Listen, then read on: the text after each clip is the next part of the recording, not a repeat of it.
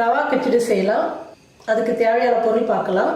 Benz ரவை 250 gram, ஒரு பெரிய உருளைக்கிழங்கு பொடியாக கட் பண்ணி எடுத்து வச்சுருக்கேன், கேரட்டு 2 கேரட்டு, 2 பெரிய வெங்காயம் எடுத்து பொடியாக நறுக்கி எடுத்து வச்சுருக்கிறேன், ஒரு பெரிய தக்காளி பொடியாக கட் பண்ணியிருக்கேன், ஒரு 100 கிராம் பச்சை பட்டாணி, கடலைப்பருப்பு 1 ஸ்பூன், 6 பச்சை மிளகா இந்த மாதிரி நீல வாக்கில் கட் பண்ணி வச்சுருக்கிறேன், கொஞ்சம் கொத்தமல்லி, கருவேப்பிலை கொஞ்சம், 1 ஸ்பூன் உளுத்தம்பருப்பு. இப்போ காயெல்லாம் வேக வச்சுக்கலாம். எல்லா காயும் வேக வச்சு எடுத்துக்கலாம். காய் வேகிறதுக்காக கொஞ்சமாக உப்பு, ஒரு 1/4 ஸ்பூன் மஞ்சள் தூள், காய் வேகிறதுக்கு மட்டும் கொஞ்சமாக தண்ணி ஊற்றிக்கலாம். ஸ்டவ் பற்ற வச்சுருவேன். காய் நல்லா ஒரு 5லேருந்து 8 நிமிஷத்தில் நல்லா வெந்துடும். காய் நல்லா வேகட்டும். காயெல்லாம் நல்லா வெந்துடுச்சு. இப்போ நான் இறக்கி வடிகட்டிக்கிறேன். ரவை வறுத்துக்கலாம். 1 ஸ்பூன் நெய் காஞ்சிடுச்சு. ரவை போட்டுக்கிறேன். ரவை ஒரு 5 நிமிஷம் நல்லா வறுத்துக்கலாம். ரவை எந்த அளவுக்கு நல்லா வருதோ அந்த அளவுக்கு வந்து இந்த கிச்சடி வந்து நல்லா உதிராக நல்லா பளபளன்னு இருக்கும். சாப்பிட்றதுக்கு ரொம்ப நல்லா இருக்கும். ரவை நல்லா வறுத்துருச்சு. வேறு பாத்திரத்தில் மாற்றிக்கலாம். கிச்சடிக்கு தண்ணி காய வச்சுக்கலாம். 1 கப் ரவைக்கு 3 கப்பு தண்ணி வைக்கிறேன்.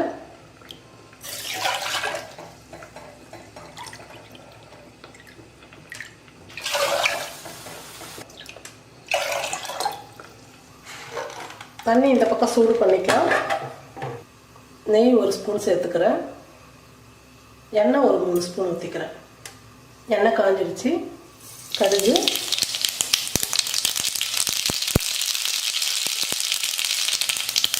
கடலைப்பருப்பு, உளுத்தம்பருப்பு, முந்திரி ஒரு 10.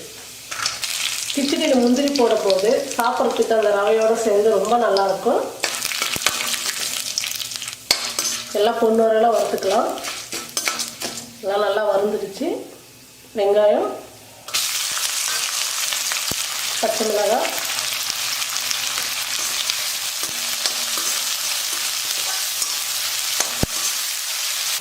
வெங்காயம் நல்லா வதங்கிடுச்சு. வேக வச்சு காய்கறி சேர்த்துக்கலாம்.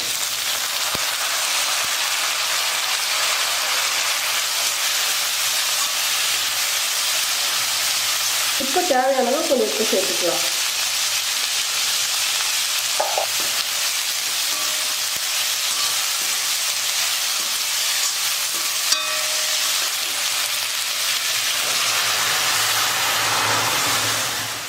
நம்ம உப்புமா செய்யும் போது, கிச்சடி செய்யும் போது, சாதம்லாம் செய்யும் போது ஒரு பக்கம் வந்து ஸ்டவ் சும்மா தான் இருக்கும். அந்த பக்கம் நம்ம சுடுதண்ணி காய வச்சு ஊற்றணுமா உடனே ரெடி ஆகிடும். நமக்கு டைமும் மீதியாகவும். கிச்சடியாக இருக்கட்டும், உப்புமாவாக இருக்கட்டும், சாதம் எதுவாக இருந்தாலும் நல்லா உதிராக நல்லாயிருக்கும். அதுக்காக தான் நம்ம ஒரு பக்கம் வந்து சுடுதண்ணி வச்சுக்கணும். இது வந்து ரொம்ப ஒரு டிப்ஸ் மாதிரி தான். இது ரொம்ப ஈஸியாக முடியும். நல்லா கொதிச்சிடுச்சு. இப்போ தக்காளி போட்டுக்கலாம். தக்காளி வந்து எண்ணெயில் வந்து வதக்கக்கூடாது. இது தக்காளி முழுசாக பாதி வந்து இருந்தால் தான் சாப்பிட்றதுக்கு ரொம்ப டேஸ்ட்டாக இருக்கும். இப்போ தக்காளி சேர்த்துக்கிறேன்.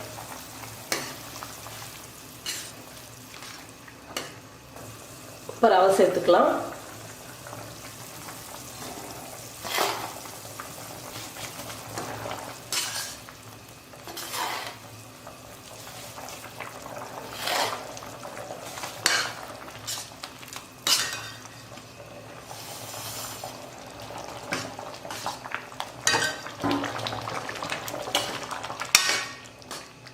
ரவை போட்டதுக்கப்புறம் ஸ்டவ் கம்மி பண்ணிடுங்க.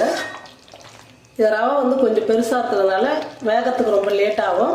அதுக்காக ஸ்டவ் குறைச்சி வச்சுட்டு அந்த சூட்லேயே வந்ததுன்னா இந்த கிச்சடி வந்து நல்லா உதிராக இருக்கும். பாருங்கள், பார்க்கவே எவ்வளோ கலர்ஃபுல்லாக எவ்வளோ அழகாக இருக்குது பாருங்கள் கிச்சடி. காய்கறிலாம் போட்டு இந்த கிச்சடி செய்யும் போது சாப்பிட்றதுக்கு ரொம்ப நல்லது, உடம்புக்கும் நல்லது. குழந்தைங்களுக்கு இந்த மாதிரி செஞ்சு ஸ்கூலுக்கெல்லாம் லஞ்ச் பாக்ஸுக்கெல்லாம் கட்டி அனுப்பலாம். ரொம்ப நல்லாயிருக்கும். ரவை நல்லா வேகட்டும். ரவெல்லாம் நல்லா வெந்துடுச்சு. இப்போ கருவேப்பிலை போட்டுக்கிறேன். கொத்தமல்லி நல்லா கலந்து விட்டுடலாம். இறக்கிறதுக்கு 1 நிமிஷம் முன்னாடி நம்ம கொத்தமல்லி கருவேப்பிலை சேர்க்கும் போது அது வந்து ரொம்ப நல்லாயிருக்கும். நல்ல வாசமாக இருக்கும். சூப்பராக இருக்கும் சாப்பிட்றதுக்கு. பாருங்கள் எவ்வளோ நல்லா உதிராக வந்துருக்குது. காய் போட்டு செஞ்சாவே நல்லாயிருக்கும். அதுவும் வந்து இந்த ரவை வந்து கொஞ்சம் பெருசாக இருக்கிறதுனால இந்த கிச்சடி வந்து ரொம்ப சூப்பராக இருக்கும்.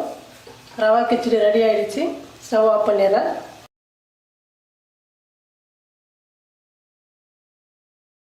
கொள்ளு தோசை தான் செய்ய போகிறோம். கொள்ளு எந்த அளவுக்கு உடம்புக்கு நல்லதுன்னு சொல்லிட்டு எல்லாருக்குமே தெரியும். இந்த ஆழாக்கு வந்து 200 கிராமு. 200 கிராம் கொள்ளு எடுத்து நான் காலையிலேயே ஊற வச்சுட்டேன். ஒரு 8 மணி நேரம் ஊறணும். கொள்ளு வந்து ரொம்ப கெட்டியாக இருக்கும், அதனால் ஒரு 8 மணி நேரம் நல்லா ஊறணும். அதனால் நான் ஒரு 8 மணி நேரம் முன்னாடியே ஊற வச்சுக்கிட்டேன். கொள்ளு நல்லா கழுவி சுத்தம் பண்ணி எடுத்துக்கிட்டேன். இந்த ஆழாக்கில் கொள்ளு வந்து ஒரு ஆழாக்கு, அரிசி வந்து 2 ஆழாக்கு, பச்சரிசி ஒரு ஆழாக்கு, புழுங்கல் அரிசி ஒரு ஆழாக்கு எடுத்துருக்கிறேன். 2 டம்ளருக்கு 1 டம்ளர் கொள்ளு எடுத்துக்கணும். சம அளவாக எடுத்துக்கிட்டால் போதும். பச்சரிசியும் புழுங்கல் அரிசியும் 2 சேர்த்து ஒன்றா ஊற வச்சுட்டேன். நல்லா கழுவி சுத்தம் பண்ணி எடுத்துக்கிட்டேன். இப்போ ரெண்டுமே நம்ம வந்து அரைச்சி எடுத்துக்கலாம். கிரைண்டரில் அரைச்சி எடுத்துக்கலாம், மிக்சிலையும் அரைச்சிக்கலாம். நான் கம்மியாக போட்டதுனால நான் வந்து மிக்சிலேயே அரைச்சிக்கிறேன். இதெல்லாம் நைஸாக அரைச்சி எடுத்துக்கணும் தோசைக்குன்றதுனால.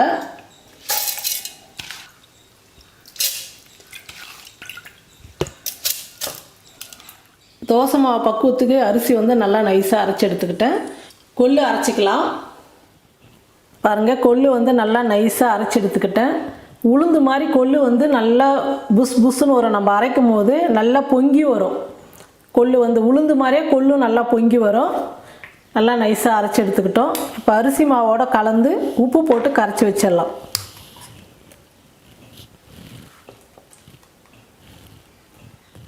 இந்த மாவுக்கு தேவையான அளவுக்கு உப்பு போட்டு மாவு நல்லா கரைச்சி வச்சிடலாம்.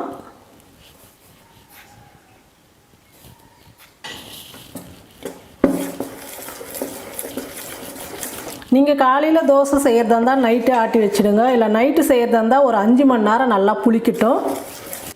இந்த மாதிரி தானியங்கள்லாம் வச்சு தோசை செய்யும் போது மாவு வந்து கொஞ்சம் நல்லா புளிச்சிருந்தால் தான் தோசை வந்து ரொம்ப நல்லா வரும். பாருங்கள், நல்லா தோசை மாவு பக்குவத்துக்கு நான் நல்லா மாவு கரைச்சிட்டேன். ஒரு 5 மணி நேரம் நல்லா மாவு புளிக்கட்டும். அதுக்கப்புறம் நம்ம தோசை செய்யலாம். பாருங்கள், கொள்ளு தோசைக்கு நம்ம ரெடி பண்ணி வச்ச மாவு வந்து நல்லா புளிச்சு நல்லா பொங்கி வந்துருச்சு. இப்போ நம்ம தோசை ஊற்றிக்கலாம். பாருங்கள், தோசைக்கல் வந்து நல்லா சூடேறிடுச்சு. இப்போ தோசை ஊற்றிக்கிறேன்.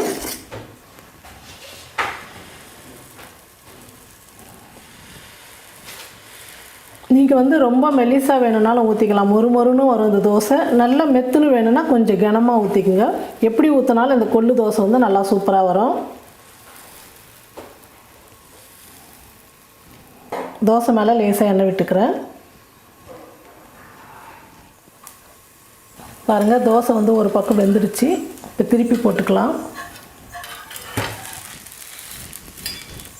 இப்போ நான் செஞ்சுக்கிற தோசை வந்து நல்லா மொறுன்னு இருக்கும். நல்லா மெலிசாக ஊற்றிருக்கிறேன். நல்லா கலர் வந்திருக்கு பாருங்கள். உளுத்தம் பருப்பு சேர்க்காமல் நம்ம வெறும் கொள்ளு அரிசி மட்டும்தான் வச்சு இந்த கொள்ளு தோசை செய்கிறோம். உடம்புக்கு வந்து ரொம்ப நல்லது. கொழுப்புலாம் வந்து அதிகமாக குறைக்கும். ரொம்ப வெயிட்டாக இருக்கிறவங்க இந்த கொள்ளு தோசை வந்து வாரத்தில் ஒரு 2 நாள் சாப்பிட்லாம். நைட்டில் ஊற வச்சுட்டு காலையில் வேக வச்சு அந்த கொள்ளு சாப்பிட்டு காலையில் அந்த தண்ணி குடிச்சிட்டு நம்ம நடந்து போகும்போது நம்ம உடம்புல இருக்கிற கொழுப்பெல்லாம் நல்லா கரையும். வெயிட்டும் வந்து நம்ம ஈஸியாக குறைச்சிடலாம். பாருங்கள், தோசை வந்து சூப்பராக வந்திருக்கு பாருங்கள். நல்லா மொறுன்னு எவ்வளோ நல்லா வந்திருக்கு. இப்போ நான் தோசை எடுத்துக்கிறேன்.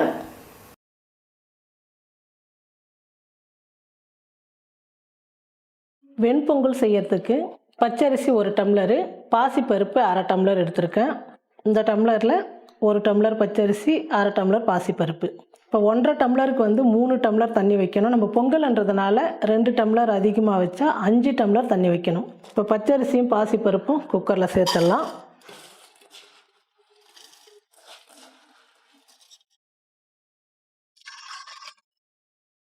ரெண்டு 3 4 1.5 டம்ளர் அரிசி பருப்புக்கு 4 டம்ளர் தண்ணி வச்சுருக்கேன். தேவையான அளவுக்கு உப்பு சேர்த்துக்கலாம். பொங்கல் வந்து நல்லா கலராக இருக்கணும்னா கொஞ்சமாக மஞ்சள் தூள் சேர்த்துக்குங்க. ரொம்ப நல்லாயிருக்கும் பார்க்குறதுக்கு. உப்பு மஞ்சள் தூள் எல்லாம் சேர்த்ததுக்கப்புறம் குக்கர் மூடி போட்டு மூடிடலாம். 4 விசில் வரட்டும். பாருங்கள், பொங்கல் நல்லா வெந்து வந்துடுச்சு. நம்ம போட்ட அரிசி பருப்பு எல்லாம் நல்லா வெந்து நல்லா குழஞ்சி நல்லா வந்திருக்கு பாருங்கள்.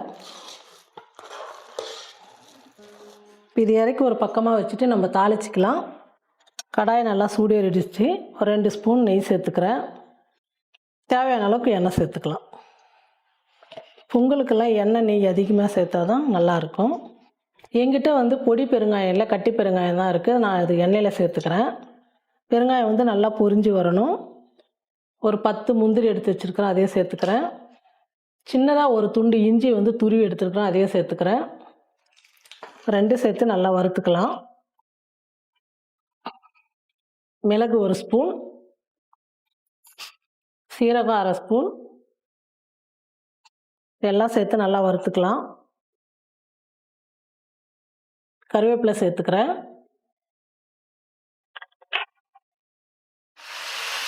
இப்போ ஸ்டவ் ஆஃப் பண்ணிவிட்டு பொங்கலை சேர்த்துக்கலாம். பொங்கலில் சேர்த்துற தாளிச்சதெல்லாம் பொங்கல் தாளித்து கொட்டி கலந்துட்டு தட்டு போட்டு மூடிட்டிங்கன்னா அந்த நெய்யோட மணம்லாம் வெளியே போகாமல் நல்லா டேஸ்ட்டாக நல்லாயிருக்கும். சூப்பராக வெண்பொங்கல் வந்து ரெடி ஆகிடுச்சு. இந்த பொங்கலுக்கு வந்து தேங்காய் சட்னி, கத்திரிக்காய் சாம்பார் இந்த மாதிரி வச்சு சாப்பிடும்போது ரொம்ப நல்லாயிருக்கும்.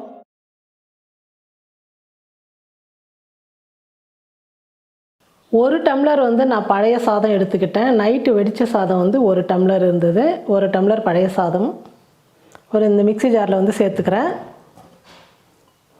அதே டம்ளரில் 1/2 டம்ளர் வந்து தேங்காய் துருவின பூ வந்து எடுத்துக்கிறேன். தோலெல்லாம் எடுத்து இந்த மாதிரி நல்லா வெள்ளையாக எடுத்துக்குங்க, மேலே தோல் இருக்கக்கூடாது.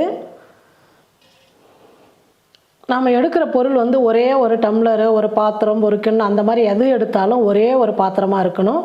இதே டம்ளரில் நான் 1.5 டம்ளர் வந்து பச்சரிசி ஒரு 4 மணி நேரம் முன்னாடி ஊற வச்சு நல்லா கழுவி சுத்தம் பண்ணி வடிகட்டி எடுத்துக்கிட்டேன். இப்போ அந்த அரிசியும் சேர்த்துக்கிறேன். இது வந்து பச்சரிசி தான் சேர்க்கணும். இந்த அரிசிக்கு தேவையான அளவுக்கு உப்பு சேர்த்துக்கலாம். எல்லாம் சேர்த்து கொஞ்சம் கொஞ்சமாக தண்ணி விட்டு நல்லா நைஸாக அரைச்சி எடுத்துக்கலாம். பாருங்கள், நல்லா நைஸாக நான் அரைச்சி எடுத்துக்கிட்டேன். இந்த மாதிரி நல்லா பஞ்சு மாதிரி அரைச்சி எடுத்துக்கணும். அப்போ தான் தோசை வந்து அவ்வளோ நல்லா பஞ்சு மாதிரி இருக்கும், சாப்பிட்றதுக்கு சூப்பராக இருக்கும். இதை ஒரு பாத்திரத்தில் மாற்றிக்கலாம். நான் உப்புலாம் போட்டு அரைச்சதுனால இதுக்கப்புறம் நம்ம உப்பு சோடா உப்புலாம் சேர்க்க வேணாம். ஏன்னா பழைய சாதம் சேர்த்ததுனால நம்ம சோடா உப்பு சேர்க்க வேணாம், அதுவே நல்லா பஞ்சு மாதிரி வரும். இப்போ ஒரு தட்டு போட்டு மூடிட்டு ஒரு 10லேருந்து 15 நிமிஷம் மட்டும் மாவு நல்லா ஊறினா போதும். ரொம்ப நேரம் வேணாம், பழைய சாதம் சேர்த்ததுனால ரொம்ப புளிப்பாயிடும். ஒரு 10-15 நிமிஷம் நீங்கள் அப்படியே விட்டுடுங்க. அதுக்கப்புறம் நம்ம தோசை ஊற்றிக்கலாம். தோசைக்கு வந்து இப்போ தாளிச்சிக்கலாம். ஒரு 2 ஸ்பூன் எண்ணெய் சேர்த்துக்கிறேன். எண்ணெய் காஞ்சிடுச்சு, கடுகு சேர்த்துக்கலாம். சீரகம் ஒரு 1/4 ஸ்பூன், உளுத்தம் பருப்பு 1 ஸ்பூன் சேர்த்துக்கிறேன். நீங்கள் வேணும்னா வெங்காயம் பொடியாக கட் பண்ணி கூட சேர்த்துக்குங்க. நான் வந்து வெறும் கடுகு உளுந்து மட்டும் தான் சேர்த்துக்கிறேன். நான் பருப்பு நல்லா இந்த அளவுக்கு பொன்வரெல்லாம் வறந்த உடனே நம்ம எடுத்து மாவில் சேர்த்துக்கலாம். பாருங்கள், தோசைக்கல்லை வச்சுட்டேன். தோசைக்கல் வந்து நல்லா சூடு ஏறிடுச்சு. இப்போ நம்ம தோசை ஊற்றிக்கலாம். தாளிச்சதெல்லாம் மாவில் சேர்த்து இந்த அளவுக்கு தண்ணியாக இருந்தால் தான் தோசை வந்து நல்லா வரும்.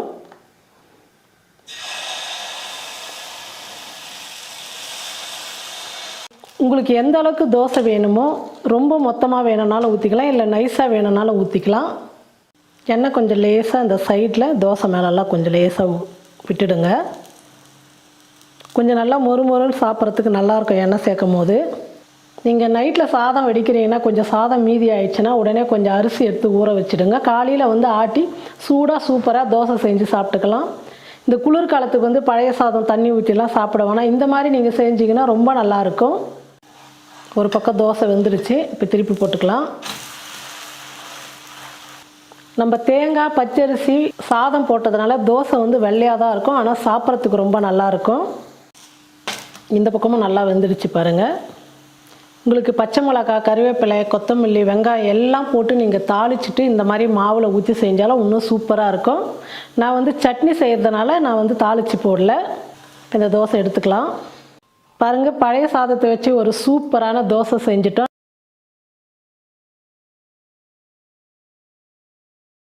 துவரம் பருப்பு பொங்கல் செய்யலாம். ஸ்டவ் பற்ற வச்சு குக்கர் வச்சுட்டேன். ஒரு 3 டீஸ்பூன் வந்து நெய் சேர்த்துக்கிறேன். நம்ம இந்த பொங்கலுக்கு வந்து வெறும் நெய் மட்டும் தான் சேர்க்குறோம். நெய் நல்லா உருகிடுச்சு. மிளகு ஒரு 1/2 ஸ்பூன், சீரகம் 1 ஸ்பூன், பெருங்காயம் சின்னதாக ஒரு 3 துண்டு எடுத்துக்கிட்டேன். கட்டி பெருங்காயம் அதையும் சேர்த்துக்கிறேன். முந்திரி ஒரு 7-8 முந்திரி எடுத்துக்கிட்டேன், அதையும் சேர்த்துக்கிறேன். 3 பச்சை மிளகாய் எடுத்து நீல வாக்கால் கட் பண்ணிக்கிட்டேன். பச்சை மிளகாய் முழுசாக இருக்கும், ஆனால் கீறி விட்டுக்கிட்டேன். இந்த பச்சை மிளகாய் சேர்த்துக்கிறேன். கருவேப்பிலை கொஞ்சம்,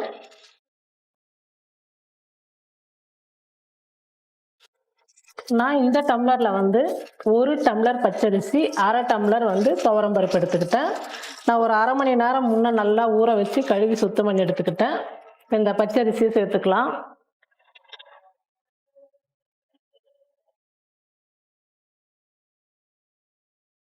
துவரம் பருப்பு சேர்த்துக்கிறேன்.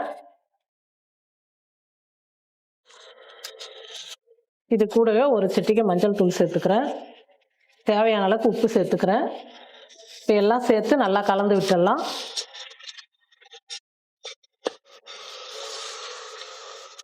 பாருங்கள், 1 நிமிஷத்துக்கு நல்லா அரிசி பருப்பு நெய்யில் நல்லா வறுத்துக்கிட்டோம். இப்போ தேவையான அளவுக்கு தண்ணி சேர்த்துக்கலாம். அரிசி பருப்பு 1.5 டம்ளருக்கு 3 டம்ளர் தண்ணி சேர்த்துக்கலாம்.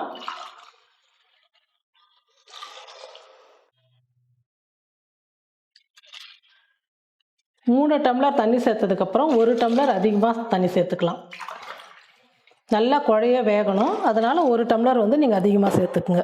தண்ணி சேர்த்ததுக்கப்புறம் நல்லா கலந்து விட்டுடுங்க. தண்ணி நல்லா கொதிக்கட்டும். பாருங்கள், நம்ம அரிசி பருப்பு சேர்த்து தண்ணி சேர்த்ததுக்கப்புறம் நல்லா இந்த மாதிரி கொதிக்கணும். இந்த மாதிரி கொதி வந்ததுக்கப்புறம் நம்ம குக்கர் மூடி போட்டு மூடிடலாம்.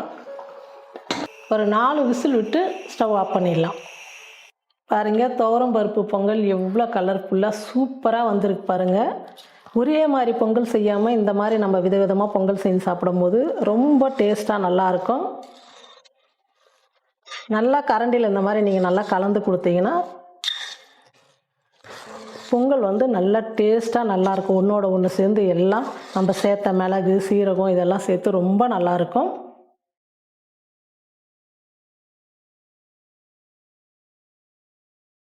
குழி பணியாரம் செய்ய போகிறோம். ஸ்டவ் பற்ற வச்சு கடாயை வச்சுட்டேன். கடாயை நல்லா சூடு அடித்து இப்போ எண்ணெய் சேர்த்துக்கிறேன். எண்ணெய் நல்லா காஞ்சிடுச்சு. கடுகு சேர்த்துக்கிறேன். கடுகு நல்லா பொரிஞ்சிடுச்சு. கடலைப்பருப்பு 1.5 ஸ்பூன், உளுத்தம்பருப்பு 1.5 ஸ்பூன் சேர்த்துக்கிறேன். பருப்பு நல்லா பொன்னுரெல்லாம் வறுந்து வரட்டும். ஒரு 2 பச்சை மிளகாய் எடுத்து பொடியாக நறுக்கிக்கிட்டேன், இதையும் சேர்த்துக்கிறேன். பருப்பெல்லாம் நல்லா வறுந்து வந்துடுச்சு. 1 வெங்காயம் எடுத்து பொடியாக நறுக்கிக்கிட்டேன், அதையும் சேர்த்துக்கிறேன்.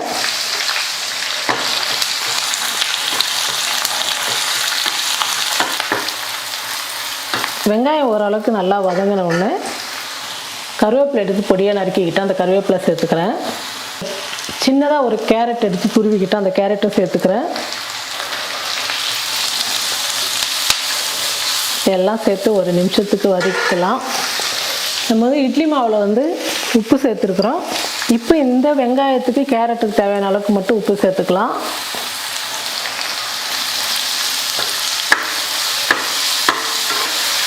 ஸ்டவ் ஆஃப் பண்ணிடுறேன். எல்லாம் நல்லா வதங்கிடுச்சு. பாருங்கள், குழி பணியாரத்துக்கு மாவு வந்து கரைச்சி எடுத்துக்கிட்டேன். இப்போ நம்ம வதக்கினதை வந்து சேர்த்துக்கலாம். இது கூடவே பொடியாக நறுக்கின கொத்தமல்லி கொஞ்சம் சேர்த்துக்கிறேன். எல்லாம் சேர்த்து நல்லா கலந்து விட்டுடலாம். இப்போ நம்ம வதக்கினதெல்லாம் சேர்த்ததுனால மாவு கொஞ்சம் கட்டி ஆகிடுச்சு. லேசாக தண்ணி சேர்த்துக்கிறேன்.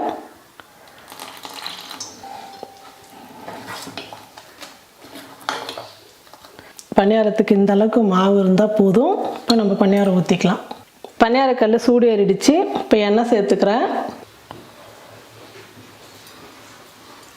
நம்ம எப்போவுமே பணியாரம் செய்யும் போது சென்டரில் வந்து ஃபஸ்ட்டு ஊற்றக்கூடாது. ஏன்னா சென்டரில் வந்து தீ அதிகமாக இருக்கிறதுனால சீக்கிரம் வந்து அது வெந்துடும், தீஞ்சு போயிடும். அதனால் சைட்லலாம் ஊற்றிட்டு கடைசியாக தான் நம்ம சென்டரில் வந்து எப்போவுமே பணியாரம் ஊற்றணும்.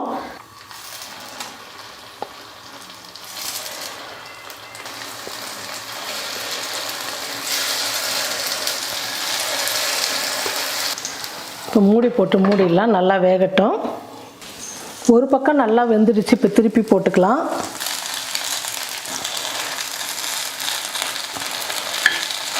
அதுங்க இந்த மாதிரி மேலே வந்து நல்லா கலராக வெந்து வரணும்.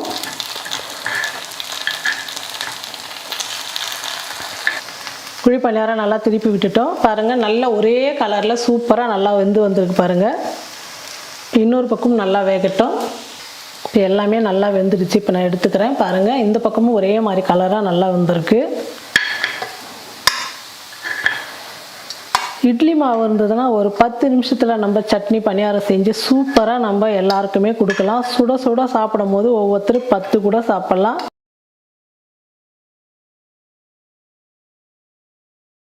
இப்போ பொங்கல் செய்யறதுக்கு ஸ்டவ் பற்ற வச்சு குக்கர் வச்சுட்டேன். குக்கர் நல்லா சூடு ஏறிடுச்சு. ஒரு 3 ஸ்பூன் நெய் சேர்த்துக்கிறேன். நெய் நல்லா காஞ்சிடுச்சு. 1/2 ஸ்பூன் மிளகு, 1/2 ஸ்பூன் சீரகம், 2 வரமிளகா, முந்திரி ஒரு 6-7 முந்திரி எடுத்துருக்கேன், அதையும் சேர்த்துக்கிறேன். கட்டி பெருங்காயம் சின்னதாக ஒரு 3 பீஸ் எடுத்துருக்கிறேன், அதையும் சேர்த்துக்கிறேன். எல்லாம் சேர்த்து பொன் வரலாம் வறுத்துக்கலாம். பாருங்கள், எல்லாம் நல்லா வறுந்துடுச்சு. ஒரு குட்டி கப்பில் பச்சை பட்டாணி எடுத்துருக்கிறேன். இந்த பொங்கலுக்கு இந்த பட்டாணி ரொம்ப டேஸ்ட்டு கொடுக்கும். அதே கப்பில் ஒரு கேரட் எடுத்து நான் துருவி எடுத்துக்கிட்டேன், அந்த கேரட்டும் சேர்த்துக்கிறேன். எல்லாம் சேர்த்து எண்ணெயில் நல்லா வதக்கிக்கலாம். கருவேப்பிலை கொஞ்சம் சேர்த்துக்கிறேன். ஒரு நிமிஷத்துக்கு எண்ணெயிலே நல்லா வதங்கட்டும். பாருங்கள், நல்லா வதங்கிடுச்சு. இப்போ அரிசி சேர்த்துக்கலாம். 3/4 டம்ளர் பச்சரிசி, 1/4 டம்ளர் பாசிப்பருப்பு சேர்த்துருக்கேன். ஒரு அரை மணி நேரம் முன்னாடியே நல்லா ஊற வச்சு எடுத்துக்கிட்டேன். இந்த அரிசி பருப்பு சேர்த்துக்கலாம்.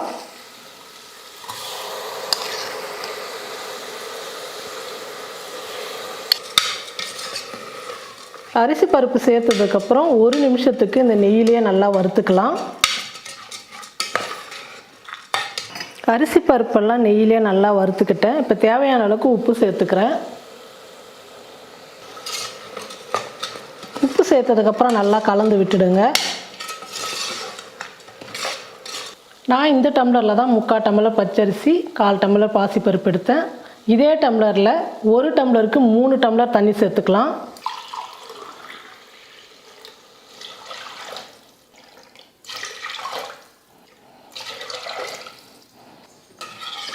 தண்ணி சேர்த்ததுக்கப்புறம் நல்லா கலந்து விட்டுடுங்க. இந்த பொங்கல் ரொம்ப சத்தானது. நம்ம கேரட் சேர்த்துருக்குறோம், பச்சை பட்டாணி சேர்த்துருக்குறோம், பாசிப்பருப்பு எல்லாமே ரொம்ப சூப்பராக நல்லா இருக்கும். ஒரு கலர்ஃபுல்லாகவும் இருக்கும். பொங்கல் சாப்பிடாத குழந்தைங்க கூட இந்த மாதிரி நீங்கள் செஞ்சு கொடுக்கும்போது நல்லா ஒரு கலராக இருக்குது, நல்லா இருக்குது, டேஸ்ட்டாக இருக்குது அப்படின்னு சொல்லிட்டு ரொம்ப விரும்பி சாப்பிடுவாங்க. இப்போ எல்லாம் சேர்த்து நல்லா கலந்து விட்டுட்டேன். இப்போ குக்கர் மூடி போட்டு மூடிக்கலாம். குக்கர் மூடி போட்டு மூடிட்டேன். ஒரு 4 விசில் வந்தோடனே நம்ம ஸ்டவ் ஆஃப் பண்ணிக்கலாம். கேரட்டு பச்சை பட்டாணி வச்சு சூப்பரான ஒரு பொங்கல் பண்ணிட்டோம். ரொம்ப நல்லா வந்திருக்கு. நல்லா வெந்து குழஞ்சி நல்லா வந்திருக்கு சூப்பராக. இந்த மாதிரி நல்லா வெந்து குழஞ்சி வரணும். அப்போ தான் சாப்பிட்றதுக்கு ரொம்ப நல்லாயிருக்கும் பொங்கல்லாம். நீங்களும் உங்கள் வீட்டில் இந்த மாதிரி வித்தியாசமாக பொங்கல் செஞ்சு பாருங்கள். ஒரே மாதிரி பொங்கல் செய்யாமல் இந்த மாதிரி கலர்ஃபுல்லாக ஒவ்வொரு நாளைக்கு ஒரு மாதிரி, வாரத்தில் 2 நாள் 3 நாள் இந்த மாதிரி நீங்கள் பொங்கல் செய்யும் போது எல்லாருக்குமே ரொம்ப பிடிக்கும். பாசிப்பருப்பு, பட்டாணி, கேரட் வச்சு ஒரு பொங்கல் செஞ்சுருக்கேன். இன்னொன்று துவரம்பருப்பு, பச்சரிசி வச்சு ஒரு பொங்கல் செஞ்சுருக்கேன். இன்னொன்று சக்கரை பொங்கல் செஞ்சுருக்கேன். வெறும் பச்சரிசி பாசிப்பருப்பு வச்சு சக்கரை பொங்கல் செஞ்சுருக்கேன். இன்னொரு பொங்கல் வெண்பொங்கல் செஞ்சுருக்கேன். 4 விதமான பொங்கல் செஞ்சுருக்கேன். நீங்களும் உங்கள் வீட்டில் இந்த மாதிரி வித்தியாசமான முறையில் ரொம்ப சுவையாக 4 விதமான பொங்கல் செஞ்சு பாருங்கள். செஞ்சு பார்த்துட்டு எப்படி இருக்குன்னு சொல்லிட்டு மறக்காமல் கமெண்ட் பண்ணுங்கள், ஷேர் பண்ணுங்கள். நன்றி.